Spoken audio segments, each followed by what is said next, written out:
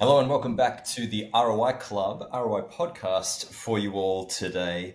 There's been some noise down south, and whenever things happen in Argentina, which is, what happens in Argentina for a week is usually a year's worth in other countries, we call upon our friend, the BowTiedMara, for an update. So today we're going to be talking about the Libra coin scandal, what went down. We're going to talk about crypto markets in general, with Bitcoin being down 20% over the last few days and everyone losing their minds, so it would seem. We're going to get an update in general in terms of GDP in Argentina and real estate prices and all things currency, global trade. Mr. Mara, welcome back to the ROI Club, sir. How are you doing? Doing well. Thank you for having me again. It's always a pleasure. Pleasure is mine, sir. Let's dive right into it. You never have any shortage of content, let's be honest. No, there's always enough to write about. So we had over the last week, 2 weeks almost, the Libra coin incident. Why don't you break down what happened, why it's important, and where we're at in the current state of the Libra market, and questions as to whether that will or will not affect the rest of the crypto market. Well, I think it's more important from an institutional standpoint, from a Millet perspective, basically to think about who is pulling the levers in his cabinet and making or enabling people to access him. Scammers like Hayden Davis who pumped the Libra coin. But basically, what it boils down to, the whole thing, is that Millet started to a tweet promoting an investment in a Solana contract, which was called Libra, and it would be an investment in Argentine SMEs, basically. That's how he pitched it on X. Okay, so Now, did he promote it or did he share it? Because I saw his well, that's what he said afterwards. But he left the pinned tweet on for like 5 or 6 hours. So he never ever pins tweets. So that is a pretty big promotion that they probably told him to do that for more impact. And of course, if he hadn't tweeted about it, it wouldn't have had any traction whatsoever because everybody started buying it as soon as they saw the tweet. Mainly from outside Argentina, by the way. But And the idea was this was a capital raising instrument. Yeah, well, I mean, that was what everybody understood. And of course, what happened after, I think, less than an hour, the whole thing rugged. It spiked up to a 4 billion market cap at the height, and then it just nuked down completely, which was basically this Hayden Davis guy pulling out all the liquidity and front running the whole thing from the start. And that ended up with him sitting on $110 million, more or less, in a wallet somewhere. Which afterwards he said, like, yeah, I mean, it's not mine. I don't know what to do with it. So it's Argentina's. But in the last few days, they've been siphoning off these funds to other wallets. So the question is, where do those funds eventually land up? Where who's going to get those funds? That is a question nobody knows the answer to yet.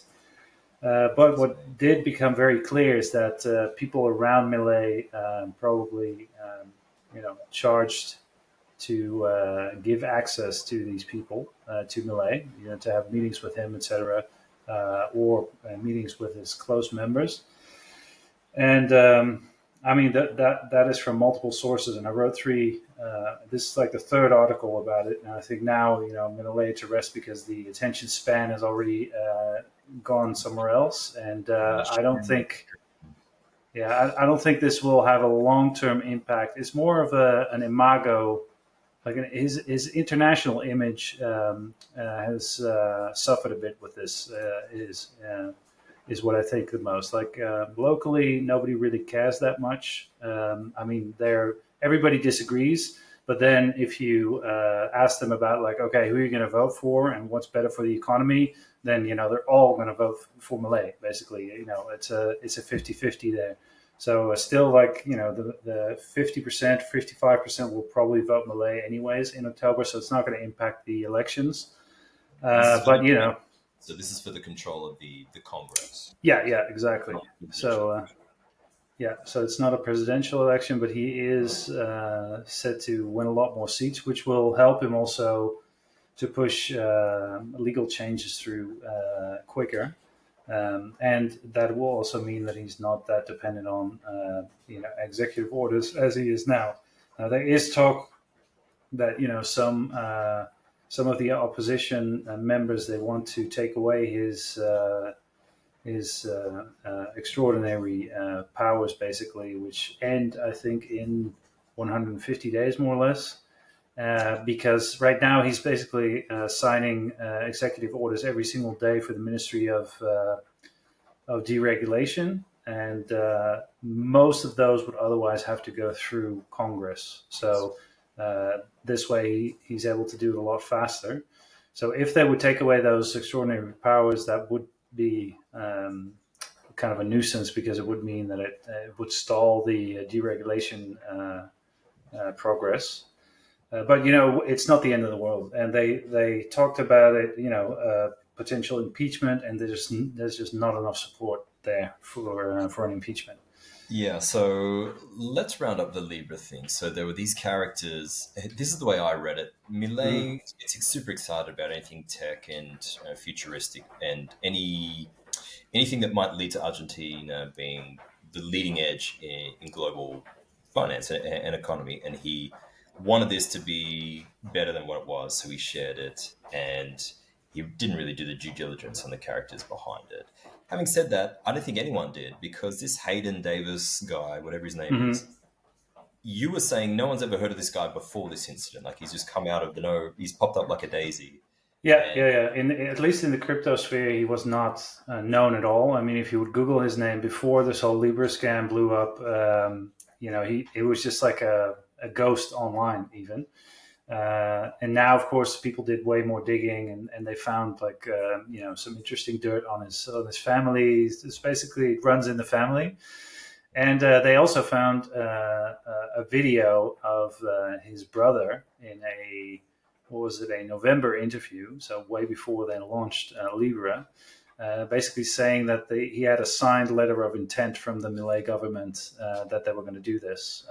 So, I mean, that's pretty damaging in terms of, because, he had, of course, he could be bragging, but, okay, so he didn't produce the letter; he just said no, no, no. He said that he had it. So I mean, it's still, the pro here, or the plus side for the Millet admin, is that there is no real physical evidence except for some screenshots, which the source of the screenshots did reach out to me, and I am pretty sure that they're real. He did not make those up. Just given who he is, and I really believe they're true. But that said, I don't think that they will be sufficient proof, because he could also be bragging. It's like, oh yeah, I control that. I control that guy through his sister, and also it doesn't prove that he actually wired the funds. So unless we find some transactions or some suitcases here, or some images of him handing over something to Millet's sister, I think they're in the clear, because there's just not enough proof anywhere of any money changing hands or whatever. But I have no doubt in my mind that something did happen there, and that some people around Millet benefited from this. Millet, I'm not 100% sure if he actually benefited from this. I think it's more, what you also say, that he's just a techno optimist, and he doesn't really understand crypto or Bitcoin at all. And, he just saw this as an opportunity to pitch something. That said, he has charged for promotions in the past for some shady coins and exchanges. So, he's not 100% clean there either. Well, that's true, but half of the famous population in the world have, like, remember the FTX got to the point where they could sponsor the arena, and you had That's FTX. true. Yeah, I mean, that was peak You had all 2000. yeah. Yeah, So I that think was the peak of the bull market when they put FTX on that Miami arena. I was like, oh shit, this is the end, and it was like pretty close to the end. yeah, some signs of a top could Yeah. be there. Well, a few comments. I mean, when you find where if you do see suitcases, that it doesn't always have money in it. It may have other parts, human parts in it. So just be careful opening the suitcases. It might not be cash that you think it is. That wouldn't be the first time it's happened in Argentina. Yeah. And yeah, it seems to be a pretty close circle around Millet. He really only trusts two people in the world, so it kind of narrows it down. I'm not going to say who they are, Hmm. but I think most people can get somewhere with that. And that appears to be Libra. It came, it went. A lot of people, well, not a lot of people, some people made a lot of money, and Millet asked for an inquiry, and it didn't get Yes. the votes to go through. Is that correct? No, no. There were two inquiries basically. Millet launched his own, like from Okay. within the state. So he assigned some people to investigate this, and then the opposition also filed for an inquiry. But the funny thing is, the main opposition member that actually filed the request for the inquiry was the one who voted against it, and it missed one vote for it to become like an official commission. So it was kind of weird. It's like, okay, what did they give him, or what kind of dirt did they have on this guy that he just decided to vote against his own proposal? It was very interesting. Talk about a boomerang proposal. He's like, guys, we should Yeah. do this. And then 24 hours later, guys, we should not do this. Oh, well, in terms of the overall crypto market, when this broke 2 weeks ago, I've been selling some insurance on Bitcoin, and I thought, well, I'll stay my hand. I'll wait and see what happens in the market. Immediately, nothing really happened in the Bitcoin market. And since then, we've seen Bitcoin roll over, drop 20%. That's not unusual for this No. type of thing. Let's talk. Do you think this had anything to do with Libra, or it has more to do with other forces in the market? If so, which forces? No, I think it's just a little bit of a combination of meme coin fatigue and flight to diversification outside of the crypto market, and then because otherwise Bitcoin remained stable while all the altcoins were tanking already, and afterwards, like at a certain point, it was just like, okay, Bitcoin can't hold this level, and it just drops. But you can expect that. Like we had such a great run up into 110k that I think it's pretty normal to have these drawdowns of 20-30%. That's pretty normal. Also now, of course, you have like way more liquidity, so it takes a lot more capital to move the price. So I think a 20% is probably right now what we're going to see. Maybe it'll drop to 70k max, but I don't see it dropping any further than that, and then it will probably just continue to go up because if you look at the smart and the dumb money, basically the smart money is buying around these levels again, so 80 to 85k. So I Okay, so don't think it's how do you define the smart money, and how do we capture the capital flows there? Because is this when I'm looking at Bitcoin now, and I'm looking at Litecoin. What I'm seeing is only what happens on the exchange traded coins, right? Like, how can this measure the wallet interactions and the smart contracts? This is just the um, value as on exchanges, right? so yeah, there's different ways of measuring it. There's like the exchange APIs, but then also how much inflows there are to exchanges. So if that starts to increase a lot, then you can be pretty sure that there's going to be a lot of selling, and that is directly measured from wallets usually. Yeah. So I see. uh, yeah, so there's like different services that you can use to check those things. And me personally, I really don't look at TA too much. For me, it's really more like a thing that I'm really convinced in this trade. It's like 10-year time horizon or more, and I just stack more. And whenever it's a convenient level, either I sell if I need liquidity, I sell just a little bit, and then I start accumulating more around a lower level. But I don't really trade at all. It's just way too volatile, and you get really emotional at some point. At the start, years back, I did trade it, and it's just very stressful, and you don't really need it. Like now that I've been in the market for quite a few years, it's sort of like, yeah, it doesn't matter. You can just like buy and eventually it's going to go up anyways. The more I read about it, the more I know about it.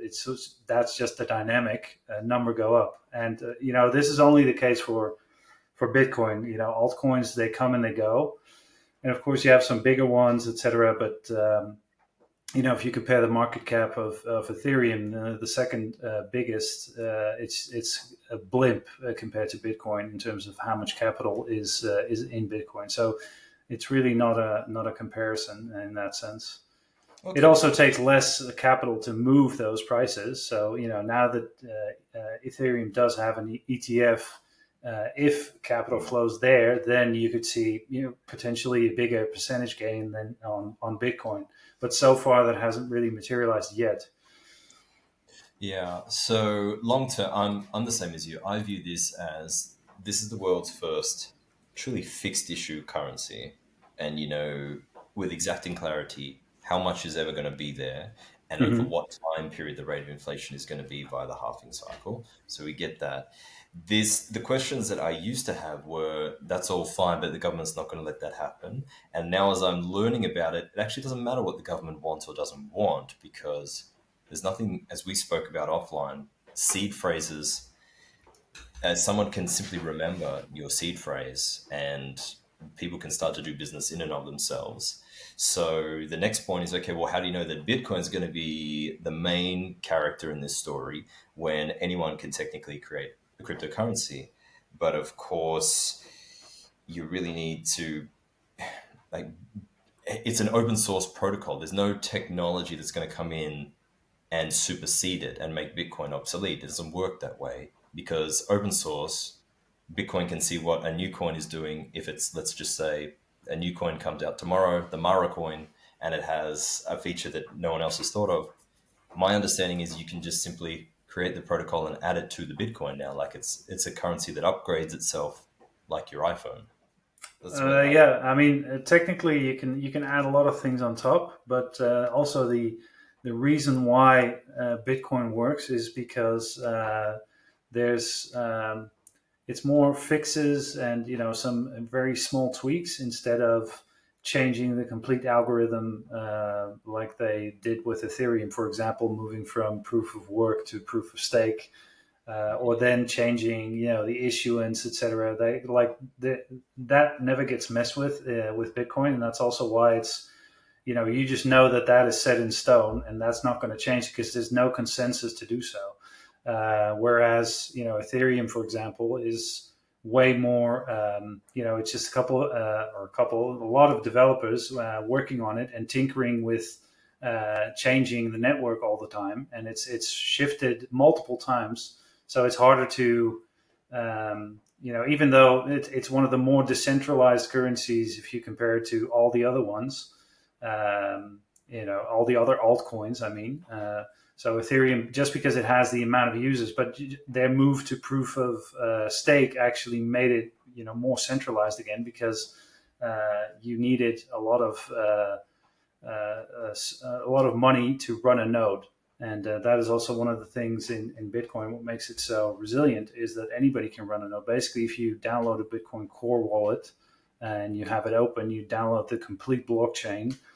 You're technically very close to running your own node. So it's very easy to do so. You can run it on any computer still. So you don't need a server rack or invest $100,000 to run a node, which is the case in most, lesser decentralized networks. The costs for running nodes are super high, and that's why they're also very centralized, because only a few institutions or people can run it. So talk to me, proof of work, proof of stake. What does that mean? What's the difference? So proof of work is basically that you can you're contributing computing power to the network. And that is what Bitcoin miners do. They solve very difficult equations, and the level of those equations goes up as the hash rate increases. So the more computing power is contributed to the network, the harder it gets to predict a next block, basically. And for predicting a next block, you get rewarded, and there's now it's 3.1 Bitcoin per block that is issued. And every 4 years that is split in half, and that's why they call it the halving. So every 4 years you get the half of the Bitcoin per block that is issued, and that's all the way up to, I think it's 2,140 or something, and that's when the last block is mined in terms of Bitcoin issuance, and after that the network should survive just on transaction volume. So also for sending transactions, you also pay miners a fee, basically, so that they include your transaction in a Bitcoin block.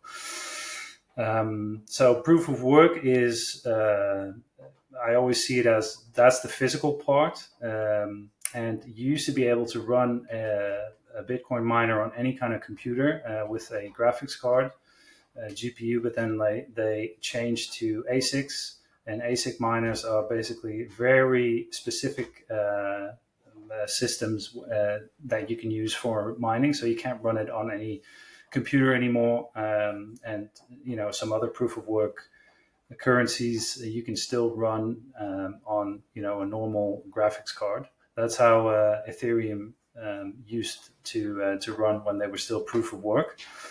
And proof of stake is basically you stake your coins. So also the whole narrative is different, because people always say, well, Michael Saylor buying up this percentage of all the Bitcoins. It doesn't matter in a proof of work network.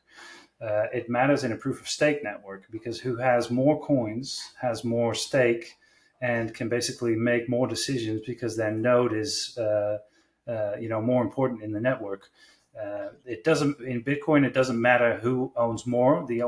Only for the fiat price, basically. So technically, if Saylor says tomorrow I'm going to sell all my coins, the price is going to nuke. But that's the only. He doesn't have any other impact on the functioning of the network, whereas in proof of stake, he would have. Okay, interesting. And so, with the end game of this thing, 2,140s in last year. Currently, last night I did a little exercise and counted up major world currencies, not all of them, but the ones people care about, with their M2, and it gave me a figure of about 120 trillion as a total market cap. And each and every country in this list is engaging in forms of quantitative easing. They're all trying to debase their currency in one way or another. So Bitcoin at 1.2 trillion today, roughly after the sell-off. It changes obviously every second. That's at, let's say, 1%. So why can't, if Bitcoin is a fixed issue currency and it really can't be stopped, why can't it be worth, some people would argue, at least 120 trillion? Why can't it be worth as much as gold? It has some advantages over gold. Gold, including above ground supply, is somewhere around 20 trillion. Mm-hmm. Is that the thesis for you, the closing of the gap between the market cap? And if so, what do you think it can get to? Can it be half the market cap of M2 globally? Can it be 10%? Where do you see it heading? Well, if you really extrapolate it over time, it can, you get to really weird numbers. But it's always, it's so hard to predict these things. But I have my sight more set on, getting closer to the gold market cap. I think that would be a huge thing for Bitcoin to accomplish. If it gets to even to 10 trillion, 15 trillion, that would be amazing. 10x from here. Yeah, and I think that's definitely doable. And it could also go way higher, because once, of course, now the millennials are going to take over from the boomers. They're a lot more prone to Bitcoin, etc. And once you start using it more, except for, of course, holding it and just waiting for price increases, but also if you really need to move a lot of money across borders and you don't want to funnel things through banks, it's just so much easier. It's such a no-brainer. And you're not going to carry around bags of gold, and for gold you always need a middleman somewhere, and you need to prove that gold is real, etc. There's just so much more complications with gold, and I'm also a gold bug in the sense that I see and I know that it has value, and I can see it as a protection for downside, etc. But at the same time, I also see that The Bitcoin network in that sense has so much potential once people realize how much value it moves, and it's without any middlemen, and that's just such a great innovation. Yeah, it really is. And listening to Safety Anonymous's audiobooks have kind of enabled me to get my head around that more, like borderless global transfer, more of a fair system in terms of people getting access to real money rather than having to play through the same system all the time, the fiat governed system. You mentioned Ethereum. What about Ethereum Classic? Is that a difference between the proof of work and proof of stake?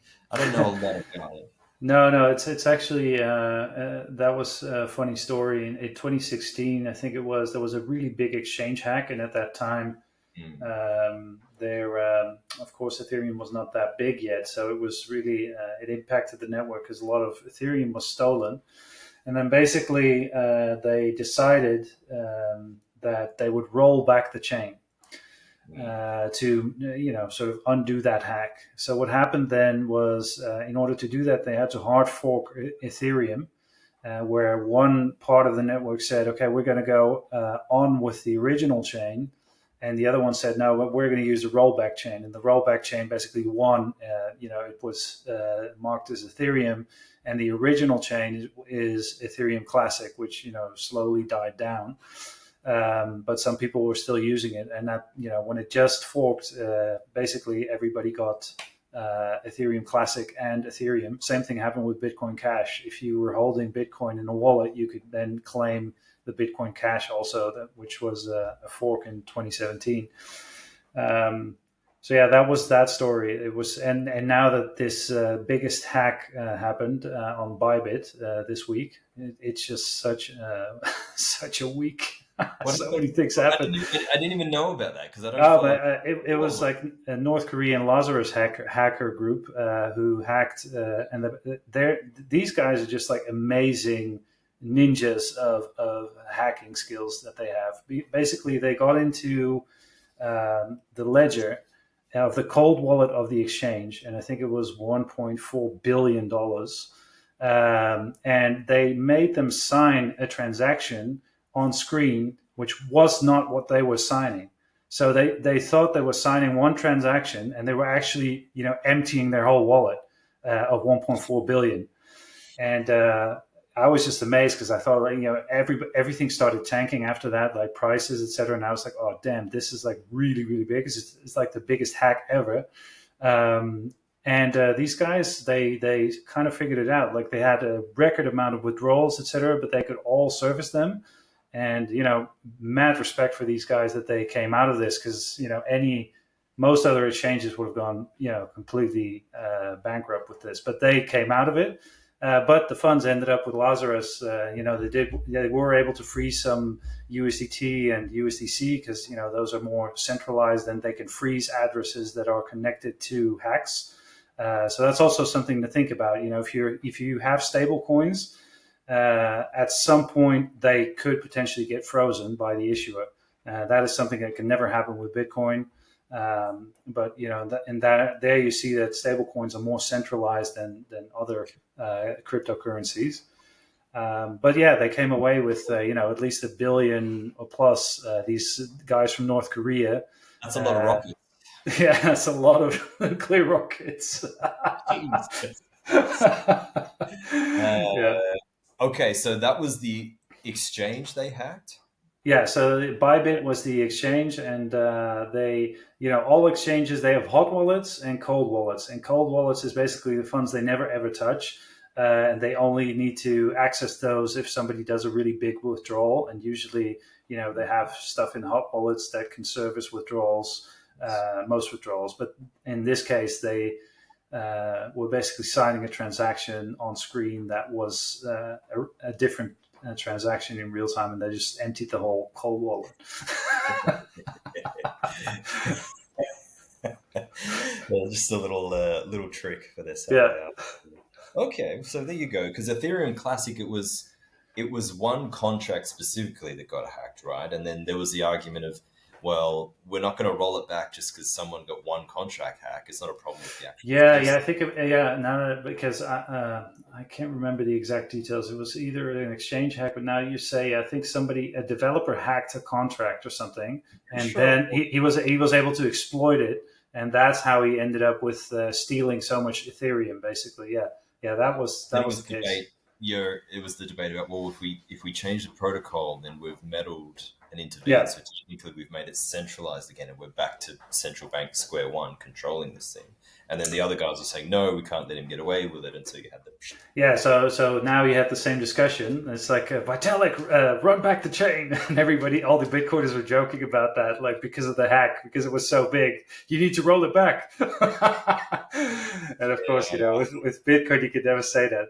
They laughed about it because I think that right now Ethereum is too big to do something like that. Like they're not going to do it because they would lose all credibility. But it was still a funny joke. yeah. So it was like this one thing. You know what they say? That staking ain't easy. I'm looking at the I'm looking at the market cap. Top five, we got Bitcoin 1.6 trill, and then Ethereum's 270 bill, Tether USDT. You'll need to tell me what that is. It just sounds dodgy. Ripple 124, BNB, no idea what that is. And your favorite Solana, the dark alleyway of crypto coins. What do you think? What do you think of Litecoin? I like Litecoin. Uh, Um, I I own some. really, I don't well. know too much. That's another Bitcoin. That's another Bitcoin fork originally. No, I really don't. Get through the It's forking. nice to What's the deal with the forking? gamble a little bit. Well, We basically, I think, yeah, of course. No, but it's only I would only do very small amounts, but not like serious investments. Now, I think Litecoin at the time was split off from Bitcoin as like a faster Bitcoin or something. That was the main yeah, thesis around it. It was cheaper to transact in, and they thought that it might catch up for smaller transactions, etc. yeah. Because Bitcoin to me seems to be this is going to be the main source of collateral, but you're not going to use it to Yeah, buy bread and milk and coffee and you know stuff. yeah. You're going to use it like you did as collateral to get some loans to Hmm. construct some houses to do some Yeah, and for that, it already works like a charm. I mean, yeah. I didn't want to sell my Bitcoin, and I used it as collateral, part of it for buying an apartment. So yeah, it worked out great. And it's still hard to find some good loan rates for that because most are around 10% or more. And most of these services are still centralized. There are more decentralized options coming, so where you actually hold the keys to the wallet, etc., and you just put it in some sort of escrow contract where the two parties transact. But yeah, so far it's mainly you have to put it on an exchange or a lender, and that is a centralization risk because if that platform goes down or under, Yeah. you lose your Bitcoin basically. So I would never do that Yeah. This is what I with would. a large stash. Yeah. So, in terms of collateral, it's good collateral. Gold. I have a stack of gold, and I really like it. I can get a private bank to lend against me, and it's pretty decent rates, 50-60% LVR. What sort of Hmm. LVRs are on offer for Bitcoin as collateral, for instance? So yeah, you can go. Usually it's 50% or more, and some platforms offer even 80%. But then of course you get margin call pretty quickly if there's a large wick down.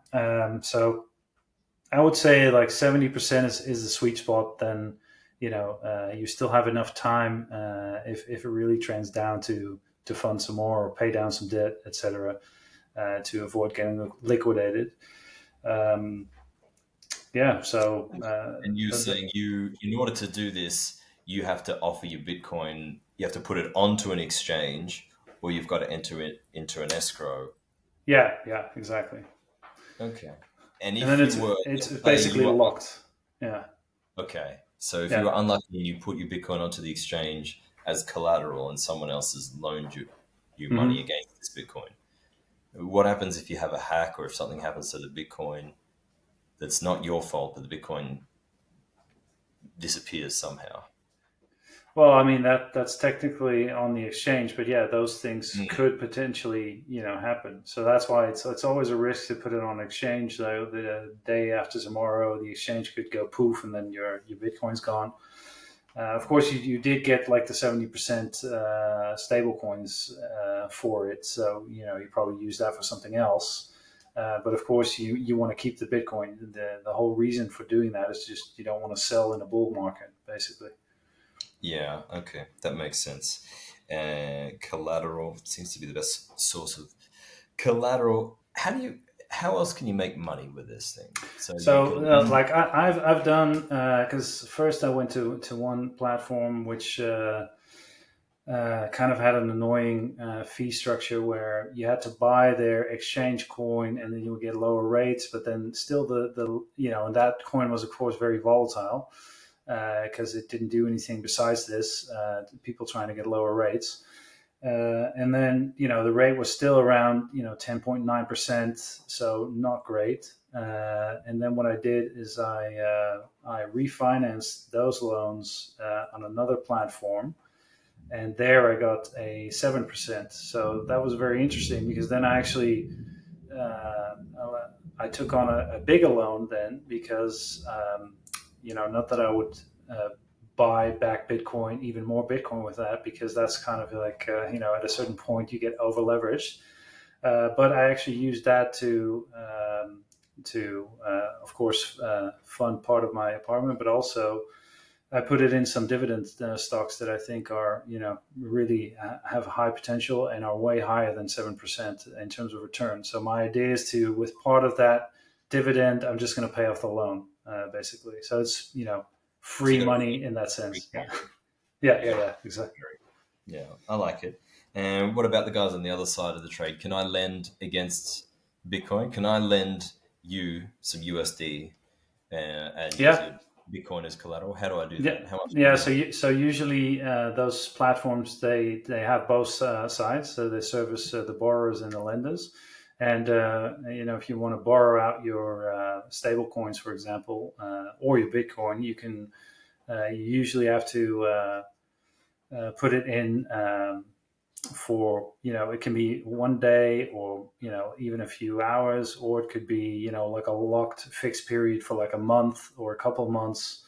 Usually if you have to lock it up for a couple of months, then those percentages are higher, so then you get closer to 13% on stable coins, 11, 13%, like those percentages. But yeah, then if you compare it to some stocks, of course, you don't have the volatility with that you have with dividend stocks, that they can also go down in a bear market. So Hmm. if you have stables at 10+%, I mean, just basically twice what you would get for a treasury. So of course the risk is higher there, but you can do your own due diligence and see how much risk you would like to take on there.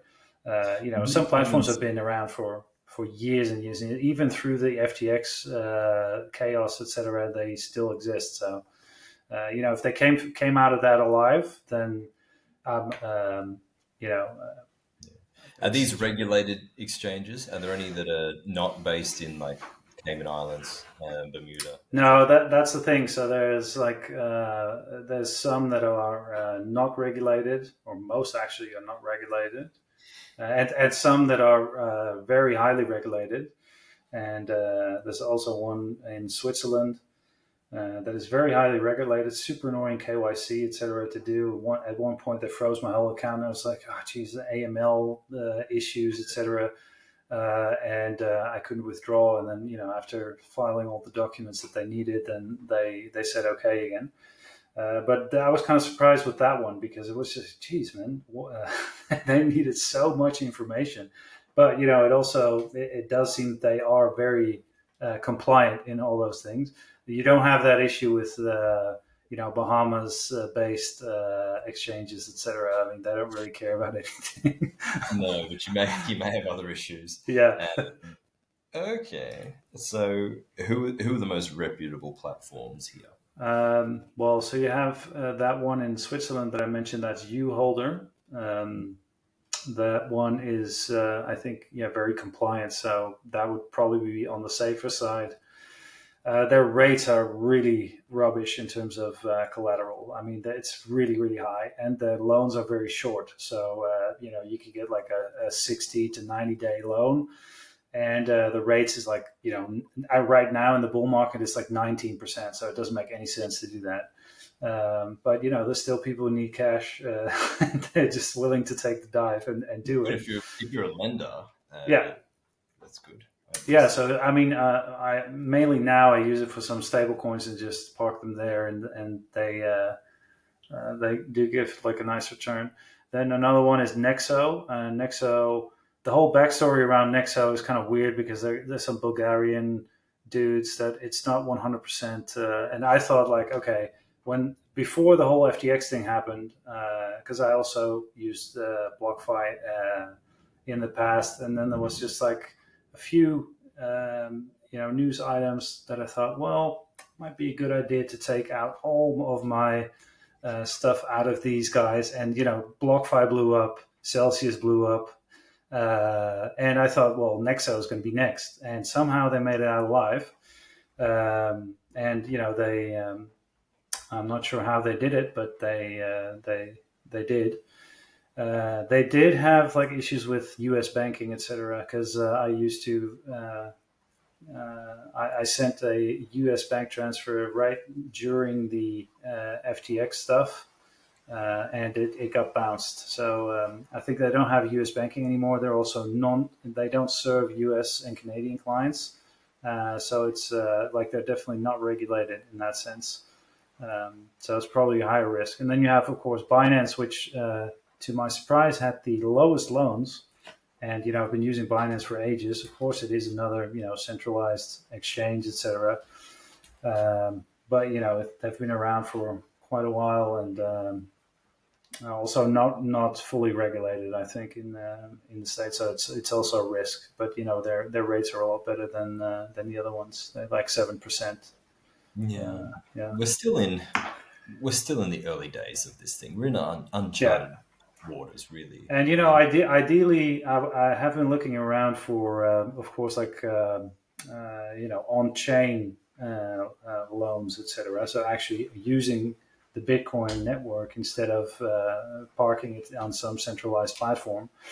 And there are starting to come up some services that cater to this, but I haven't really found them compelling. Either the rates were too high, so they were around 10%, or they would give you some kind of weird their dollar, basically another stable coin that would only convert into a stable coin that you could actually withdraw after you did the whole KYC, AML, etc. I can't remember the name now, but it was all it was actually the same thing as dumping it on a centralized thing, because otherwise you couldn't even withdraw the stable coins. So.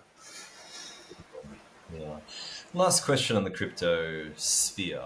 The stable Hmm. coins, how do you know they're going to be are they a one-to-one backing? I mean, how do you know they don't just print up a ton of stable Well, coins? that's always the question with Tether, for example, USDT, which is one of the most widely used. There's always this. They never did an audit question, and who knows what it's actually backed with. But they're making billions in treasury returns right now. They have a very small team. I think it's like 20 people, just raking in the cash, basically. Um, but at the same time, nobody knows 100% like if all those billions are actually backed one to one. So what the U.S. is doing now that they're like open for business for crypto, is they are starting to say like, no, for stable coins, dollar stable coins, they need to be backed one to one, and they need to be based out of the U.S. So that's going to be an issue for USDT. They might do a spin-off, with another name, and that will be based in the US, but USDT can't be based in the US just because of how big it is right now, and that's just not going to work. So yeah, you already see that in MiCA, which is the European regulation around stablecoins, etc.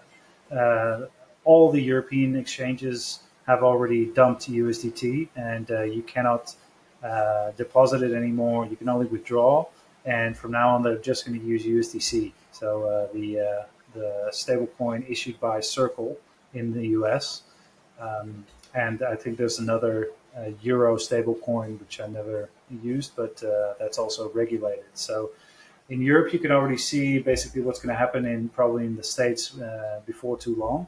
And there's already a lot of banks talking about issuing their own stablecoin, et cetera. So I think banks are going to be a big player here as well. Definitely. Yeah, that's going to control their depositors, really. Yeah. That's the way they're going to do that.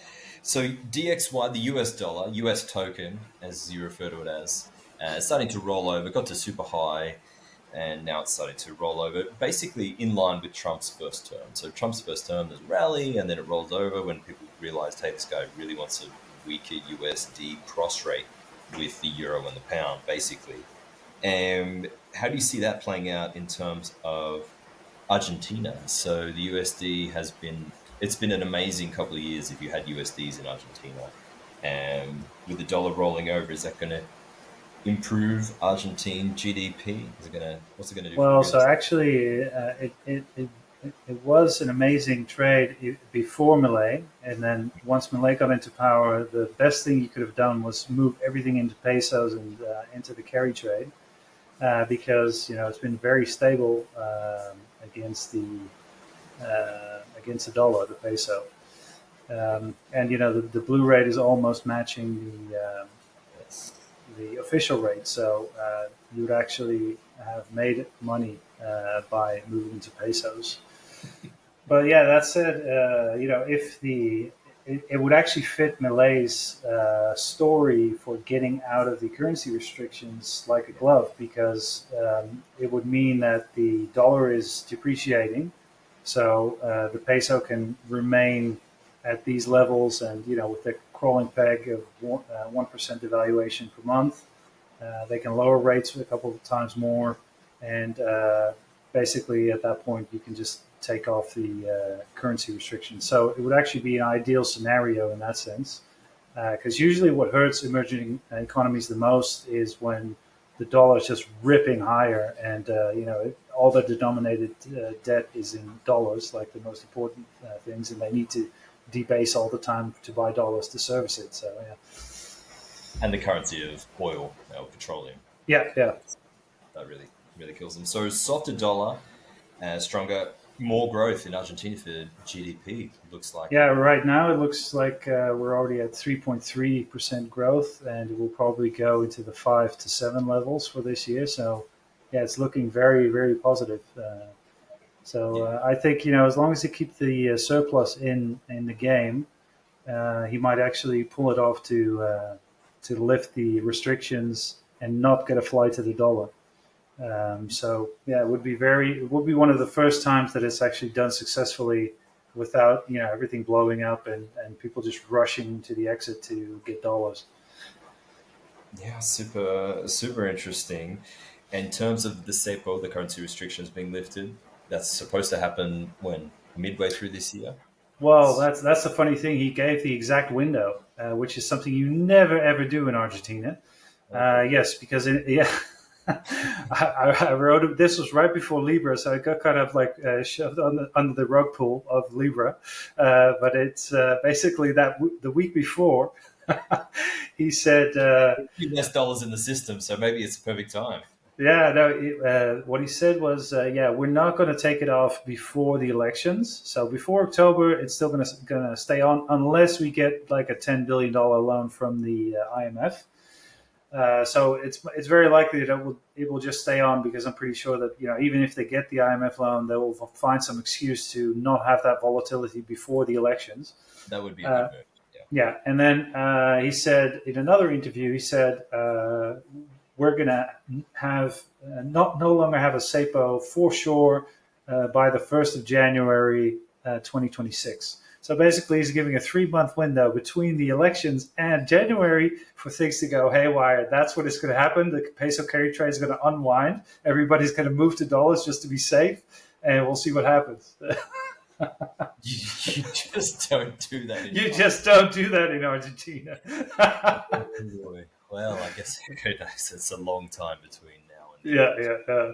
Yeah, a lot could still happen, but the one thing you never do is announce things financially here in Argentina because everybody's going to speculate on it. Oh my God. I know it's like this. If George Soros was 48 million people, this is exactly how. Yes, exactly. Oh dear. Anyhow, we'll see. It looks to be one of the few places that will have real GDP this year. Who knows? Energy prices coming down, sensible policies, deregulation.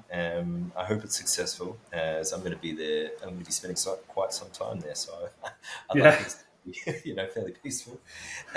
Real estate. What's going to mean for real estate in Argentina? What's the recent movements that you've been sharing? Recent movements. I think year on year we're talking about 15 to 20% increases in the square meter price, so that's pretty substantial. And mortgage issuance is just going through the roof, and banks have already started adjusting their rates higher just because they can't service the demand. Still month over month, there's still a lot of increases, and we're almost close to the Macri peak of 2018 in terms of mortgage issuance already. So it's very quick. We'll see if this continues. One thing that they announced this week was that they're going to also provide loans denominated in dollars for end consumers. So basically, those Argentine dollars, which could potentially be an issue, of course, if there's a devaluation, etc. Those people could really go underwater if they earn pesos, because normally these dollar-denominated loans are only available for importers and exporters. But now they basically took off that restriction, so anybody could potentially take on a loan in dollars. Yeah, I mean, it's going to be very good or very bad. If we think with the DXY likely to roll over, it could turn out to be very, very handy for these people who can get access to the credit. Yeah. In terms of the loan rates, they're still in UVA though, right? Like they get adjusted. Yeah, the mortgage rates right now are still denominated in UVA, so that's like basically a currency, and that currency also adjusts every month according to the square meter price cost of construction. And it also, the mortgage rate that they pay also adjusts month over month. So it does fluctuate a little bit in terms of basically the UVA increases every single month. So it's not actually the rate, because the rate is stable. But the UVA amount increases over time. So, they could be, that's why it's always good to pay them off quickly. Just because otherwise it can spiral out of control at some point, especially if there's a lot of inflation. So right now, they're actually it's kind of crazy. Also with my installments for the apartment in pesos, I've never seen this, but it's been like 3 or 4 months that I'm almost paying the same peso amount, which is crazy. I mean, it used to go up with like 10-15% per month. And now it's been really stable. Yeah, you were the king of the deval. So is the play here really to avoid the leverage and go with something already established with the embedded energy in it, given the fact that construction costs are going way up? Mm-hmm. And for some reason, RG seem to be obsessed with new properties. Like they want to build new properties. Oh yeah, new properties are just like the value is way higher compared to existing properties, like used properties. I think everything is just so worn and torn, and the upkeep has been very poor in most of these older buildings. So people who have the money to buy, they prefer to spend a little bit more and then get something that is brand new, and they can start living in, because you can really see that those prices are way higher than existing Yeah, like almost properties. $1,000 a square meter higher. Yeah. Construction. And have you written about supply demand overall in the big picture? Because it was very hard to do before because you had all these vacant properties with all the ley de alquileres that were just holding up all this supply. That seems to have eased out now. hmm All this construction coming online, is there a risk of oversupply for these things? Oversupply definitely still an issue for Airbnbs, but less so than let's say a year ago, thanks to the deregulation in the rental market. So now a lot of people are basically just renting it out for long term to to people, and the returns are you have to think about 5 to 8%. If you have like a really spectacular property, you might get to 10, but that's tough. So it's not a stellar performance in that sense. So you're really betting on a little bit of cash flow and the square meter price appreciation over time. Yeah, and let's take our 30, 40-year view. And that's what I'm doing with Bitcoin, closing in on hmm global market cap. With Argentina, our friend Santiago Magnin talks a lot. He did a really great presentation about where Argentine real estate sits right now hmm and comparing it to its neighbor Chile and where it could end up in 30 years. Yeah. So if, I should say if, not when, Yes. if the credit market, the mortgage market in Argentine real estate, Buenos Aires real estate, gets to say 30% of GDP, which is roughly where Chile is, Mhm. that would be like more than 100x Yeah. in terms Yeah. of values of properties right now. What are your thoughts on this idea and some of the principles that he lays out in his presentation, which is absolute cracker of a presentation? Yeah, no, he's such an amazing guy, and I literally watch all of his videos on YouTube. So if you speak Spanish, I can really recommend his channel. It's an amazing resource. I use a lot of his stuff for my articles too. And yeah, he has his own real estate agency, and he also has like a team of realtors that sell for him, etc. And it's like a pretty big organization right now. And yeah, he does quick flips, and he focuses mainly, of course, on Buenos Aires. And yeah, from that presentation, comparing it to Chile and where we could end up, um, that would be like ultra mega bullish. I mean, it would be something insanely good. But yeah, as he also shows, it's like every single time it went up that much, then afterwards there was like a correction or a crash or something macro happened that just like screwed up the whole market, and the credit dried up and nobody was able to access mortgages again, and it went back to 1%, of all property sold or something. So as long as the credit doesn't dry up, I think Argentina has a lot of room for growth. And I've already spoken to multiple people, friends, etc., that are applying for mortgages, and it's not that crazy to do. Also, the things that the requirements, etc., are pretty doable for somebody with a stable job. Yeah, I think it's honestly, I've got a good feeling over the longer term because it's the currency issue that's really messed up, which of course was symptomatic of the underlying government Yeah. dysfunction, fiscal dysfunction, and I think now people have really gotten the idea of hey, if the government doesn't go into deficit, all of these flow-on effects are positive. But you know, Yeah.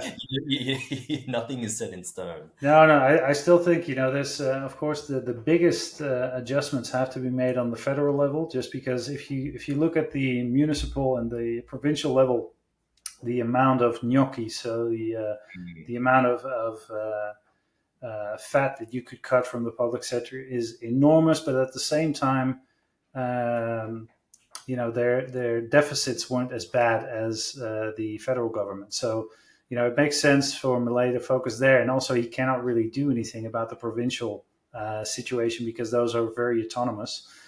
So what I would like to see, like as this national situation improves, is some more help from the provincial governments, because right now they're kind of like working against him on a lot of levels. They're adding on additional taxes to make up for the money that they don't get from the state. So it's very annoying. It's like a fight, a continuous fight, to get more money from the taxpayer, basically. In some provinces they went completely overboard. Like I think Kicillof in the province of Buenos Aires, he Right. upped the taxes, property taxes, by 300-400%. And now it's actually, you're starting to get to a point where I would always say, property tax is just non-existent here, because I still pay like $150 for my property here per year. It's like nothing. But in the province of Buenos Aires, that would be probably a 5 or 6x. It's still doable, but it really went up in comparison to what it was before. Oh, he's such a motherfucker. Yeah, For so I many really can't stand the reasons, guy. safety and crime and all this Yeah, sort of thing. yeah, Anyway, well, this is where the beauty of Argentine contracts, of the price of the contract, is not necessarily the transaction price. yes. And all your rates, etc., get based off that. It's just a wonderful place to be sometimes. Well, what about the euro? Last question for today.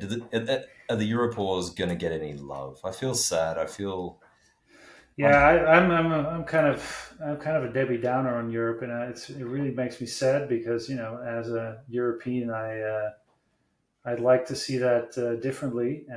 But yeah, it's also maybe just my X feed, etc. But it's not only because the people I talk to back home, it's kind of, I get the same kind of vibes from them, and I also see like the non-energy they emit, basically. So I don't think it's going to change anytime soon either. And then of course you have this whole war going on the border, which I think we're at a sort of tipping point where that could either go completely south, because the US is basically pulling off their hands from Europe and saying like, you guys figure it out. And so it could go completely wrong.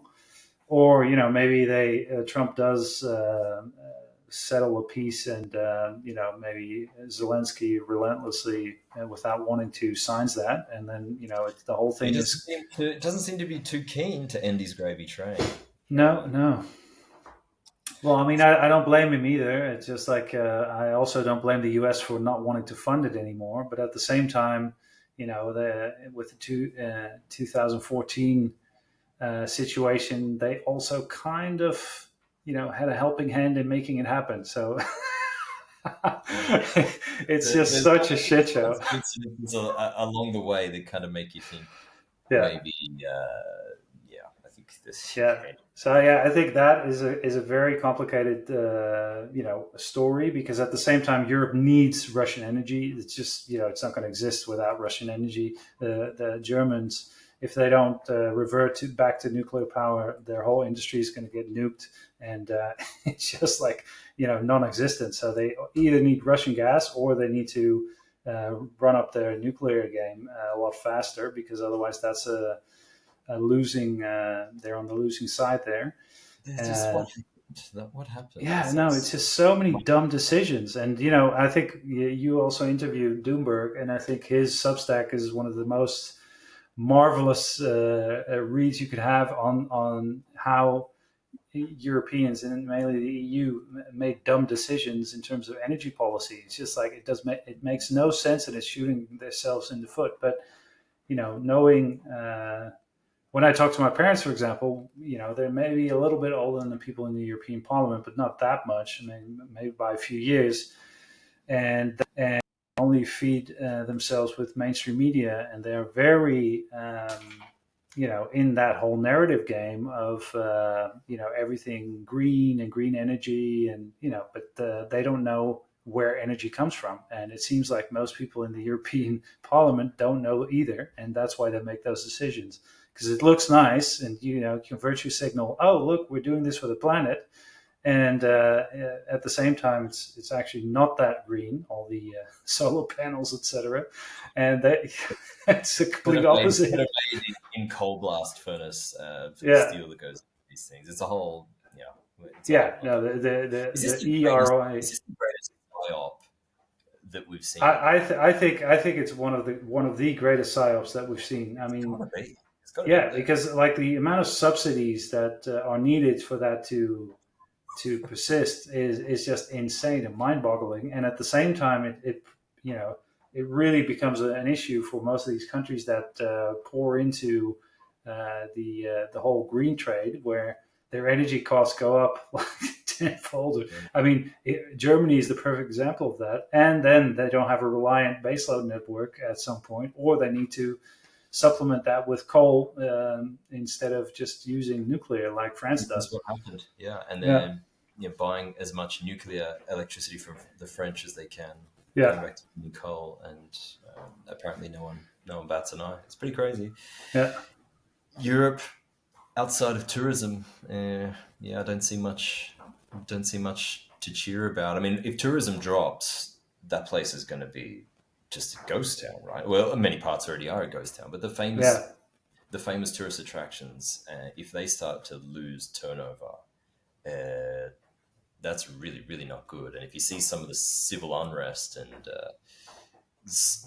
safety concerns for the citizens in certain European countries, it's not a stretch of the imagination to think that tourist numbers might drop as well into the future. yeah, no, yeah. I think that's definitely a possibility, especially if the Ukraine situation gets any closer to the rest of Europe, which I think could happen. I mean, there's plenty of geopolitics, analysts speculating about those scenarios where it could be that Russia goes a little bit further west, just to make sure that their borders are protected. Yes, yeah. I don't know. I mean, yeah, at this point, I personally don't see that because I try to, of course, the Russia invaded, right? But I also try to see it from Russia's perspective. And then I look at the 2014 story and how that all started, etc. So I understand their narrative as well, and I don't see it per se as like they're going to push through to Moldova and Romania. I don't see that happening, to be honest. no, neither do I. That would be inconsistent. One Yeah, thing, regardless of what you think of the guy in charge of Russia right now, he's been nothing but not consistent in his messaging over the last 2 decades. He said, "Look, NATO limits is NATO for Georgia and Ukraine, and I think Latvia or Lithuania, one of those countries, is off limits." And what did we do? We poked the bear, try to get them to join NATO, and every single time that happened, there was a response. You had the Donetsk and Luhansk people, ethnically Russian speaking, probably preferred to be closer to Russia. They elected that guy in 2014, 15, whenever it was. And then you had the coup, the Victoria Newland incident and all that sort of yeah, stuff. Yeah, I don't know. I don't know how it all gets. I think it could have been prevented fairly easily, but now it's all out. It's kind of like trying to unscramble an egg. So maybe there's an East and a West Ukraine, and it's like, look, this is West Ukraine, East Ukraine. I don't know. yeah. It's just a shame that so many people died over this. It's just such a So waste. so Yeah, crazy, so horrible. But anyway, yeah, these are the powers that be. If anyone can get a deal done, it's the deal maker, I suppose. yeah, yeah. I do think that he's, oddly enough, he's the best person to do this. Yeah, yeah, I agree. Oddly, if there is anyone that's going to get something done, I mean, the guys before weren't going to do it. They were quite happy to let things roll on. But yeah, one way or another, I hope this thing just winds up. Yeah, All right, sir. Thank you very much, guys. Listening reminder: visit BowTiedMara's Substack. Link will be in the description. There's some truly amazing reads. The topics are many and varied. I look forward to catching up with you in another episode of the ROI Club. Take care, guys.